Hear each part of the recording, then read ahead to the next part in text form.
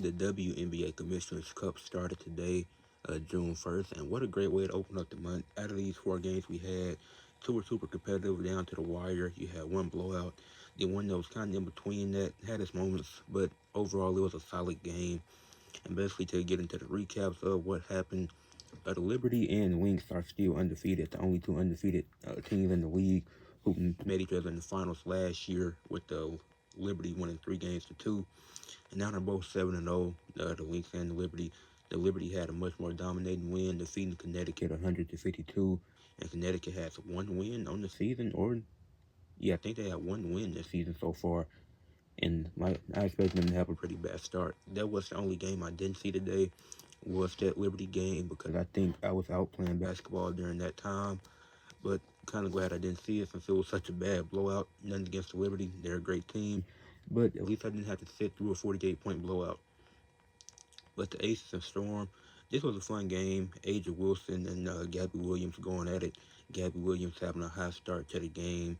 Aja Wilson finishing with 19 points, 7 rebounds, 3 assists, 3 steals, and 4 blocks. Just having a good all-around game. And she didn't even get to the free throw line this game.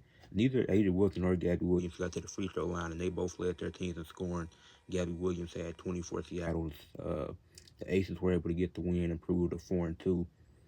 In the Mercury game against the Sparks, once again, those were the 2 5 o'clock games. That was really fun. Satu Sabali, who I just gave Athlete of the Week for last week on my podcast, with a 24-point, 4 steal, 9 rebound effort. Went 2 of 5 from 3, that's 40%. Great game for her. Then Odyssey Sims had her highest scoring game since 2019. For the LA Sparks, she put up 32 points on 10 of 14 shooting, 9 of 10 from the free throw line. But the Mercury were able to get the win. They were able to come back and get the win. They're now 5-2, having a much better start to the season than I expected. The Sparks 2-5, but they've been in some good games, been in some competitive games, and they're still figuring some stuff out.